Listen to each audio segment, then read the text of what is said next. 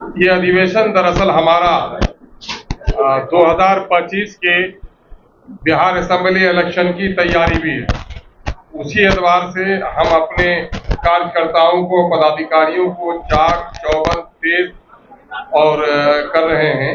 उस सिलसिले की आज ये बैठक है और हमारे यहाँ अभी एक स्पेशल ड्राइव चल रहा है मेंबर शादी का, जिसके कन्वीनर राणा रंजीत साहब हैं और इस वक्त तमाम जिलों में ऑनलाइन मेंबरशिप का प्रोग्राम चल रहा है। ऑनलाइन मेंबरशिप के प्रोग्राम में हम लोगों ने एक हदफ और टारगेट तय किया है कि तमाम तरह असेंबली हल्के में कम से कम 5000 हमारे मेंबर हो। जो लोग अधिक से अधिक मेंबर बनाने में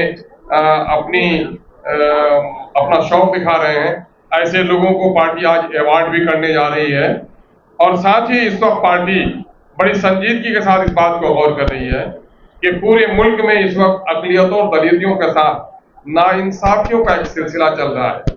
वक्फ का मामला अपनी जगह पे है और इस वक्त जो लिंचिंग के प्रोग्राम हुए, नापाक अमल हुआ है, साधु नुमा गुंडों के जरिए से जो साधु के पवित्रता को भी पामाल करता है, सनातन धर्म के मूल्यों और आदर्शों की भी अनदेखी करता है, उनके जरिए से समाज में नफरत फैलाने की कोशिश की जा रही है। और बिहार में चीफ मिनिस्टर जनाब नीतीश कुमार जी जो कहते हैं कि हम बैठे हैं तो बीजेपी के साथ, लेकिन मेरा अलग एजेंडा है। आज मधुबनी में कब्रिस्तान की जमीन पर कब्जा किया जा रहा है, वक्फ की जमीन पर वहां पर छात्रावास बन रहा अक़लियतों का और उस काम को रोकाया जा रहा है। एक तो ये है कि वक्फ के ताल्लुक से भी इसने अपनी चुप्पी भी नहीं तोड़ी है और बिहार में दलितों के साथ लगातार जो अनदेखी हो रही है, इस पर भी इसकी जबान बंद है। पार्टी इन तमाम तर मामलात पर अपने रिएक्शन का वो करती है और पार्टी इस वक्त बाई इलेक्शन जो 4 मुकामात पर बिहार पर होने हैं, उस पर भी विचार कर रही है कि हम मजबूती से अपने मौजूदगी का प्रदर्शन वहां पर करेंगे। और पैसे से मजबूरी हमारी पार्टी इस वक्त नए अज़्म और इरादे के साथ 2025 के इलेक्शन की तैयारी के लिए अपनी पंचायत, प्रखंड, जिला से लेकर प्रदेश स्तर तक के संगठन के तमाम तर जिम्मेदारों को चुस्त और तवाना करने की कोशिश कर रही है। नहीं, दरअसल हम लोगों ने पहले भी कहा था, 2019 भी आपको याद होगा, स्टेट लेवल पर आप लोगों से ही मिलकर कहा था कि इस वक्त बड़ी गलती के साथ जो इस वक्त जाति समीकरण के आधार पर जदयू और भाजपा ने अपना एक गठजोड़ बना लिया है। जाति कार्ड खेलकर ये लोग जीत जाते हैं। 2 चीजें हैं, नीतीश जी जाति का कार्ड खेलते हैं और बीजेपी धार्मिक उन्माद का कार्ड खेलती है। इसकी वजह से वो गद्दी पर बैठे हुए हैं। उसको हटाने के लिए एक लार्जर गठबंधन की जरूरत है, अलायंस की जरूरत है। हमने पहले भी दावत दी थी, वो दावत आज भी हम कर रहे हैं। कई हम लोग छोटी छोटी पार्टियां जिनसे हमारी बात चल रही है, मैं समझता हूं कि अनकरीब फैसला हो जाएगा कि इस वक्त इन जैसे लोगों को गद्दी से हटाने के लिए बिहार में कोई भी पार्टी तनहा लड़कर सक्षम नहीं है, या दूसरा कोई गठबंधन भी बनाया है तो इन छोटी पार्टियों को गठबंधन में लिए बगैर ये लड़ाई नहीं जीती जा सकती है। हम लोग कोशिश कर रहे हैं कि लाइक माइंडेड पार्टी के साथ अपना एक गठबंधन सामने में लेकर आए। मुमकिन है वो बिहार में तीसरी ताकत की हो। सवाल ये है कि आप लोगों ने जो अभी बोला कि 4 सीटें हैं वहां उपचुनाव लड़ेंगे, कैंडिडेट का फैसला यहाँ पर किया। दूसरा सवाल ये भी 25 का जो चुनाव लड़ेंगे, छोटी दूसरी पार्टियां जैसे प्रशांत किशोर नई पार्टी बना रहे हैं, या ये कि आरजेडी इंडिया गठबंधन के साथ जाने का फैसला यहाँ पर नेताओं से मशवरा किया आपने?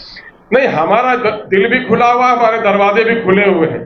लेसर ए बिल पर काम चलता है। बिहार में इस वक्त कोई भी राजनीतिक पार्टी ऐसी नहीं रही है जो बिहार के दलितों और अक़लियतों और आम जनों के लिए इंसाफ के साथ काम करे। लेकिन जो लोग सत्ता में बैठे हुए उसने बिहार को कंगाल कर दिया है। अफसरशाही का जो नंगा नाच हो रहा है और इस वक्त बिजली के नाम पर और सर्वे के नाम पर आवाम को जो प्रताड़ित किया जा रहा है, ऐसे लोगों को गद्दी से बरतरफ करने के लिए एक मुत्तहिदा अलायंस की जरूरत है। उसके लिए जो पार्टी बात करना चाहती है, हम कुछ पार्टियों से बात कर रहे हैं। आगे क्या फैसला होता है हम यकीनन आपको बताएंगे। जहां तक इन 4 स्थानों पर अभी हमारे पार्टी के जिम्मेदारों का दौरा वहां पर हुआ है, हम अपनी पॉसिबिलिटीज तलाश कर रहे हैं। हम 4 तो नहीं, हम 2 जगह पर इलेक्शन लड़ने की अब तक तैयारी किए हैं और 2 जगह पर हमारी कोशिश चल रही है कि हम वहाँ अनकरीब आप ही लोगों के माध्यम से बात, प्रेस के माध्यम से तो जनता के दरमियान बनाएंगे। हमारी कोशिश चल रही है। एक तो हमारा बेलागंज है और दूसरा इमामगंज है और रामगंज और तराड़ी में हमारी कोशिश चल रही है।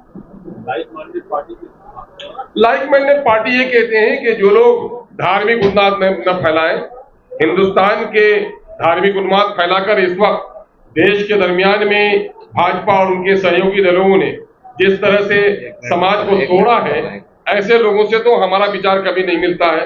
लेकिन कुछ लोग हैं जो अपने आप को सेकुलर कहते हैं, ईमानदारी के साथ सेकुलरिज्म की लड़ाई नहीं लड़ रहे हैं, तो हम लेसर एविल के तौर पर ऐसे लोगों को भी अपने शर्त पर कबूल करने के लिए तैयार हैं। वरना ही तो हम आजाद हैं।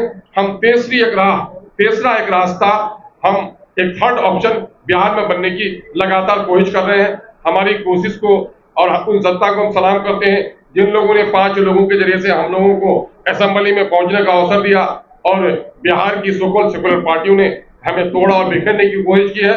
लेकिन मैं देख रहा हूं कि वो 4 हमारे चले गए हैं, लेकिन पंचायत से लेकर प्रखंड और प्रखंड से जिला और प्रदेश इकाई में हमारे जितने पदाधिकारी हैं और हमारे वोटर्स हैं, हमारे वर्कर्स हैं, समर्थक हैं, इनके हौसले में कोई कमी नहीं आई है। इसलिए मैं समझता हूं कि जिन लोगों ने तोड़ा है उनका भी बदला 2025 में बिहार की जनता बड़ी मजबूती से देगी।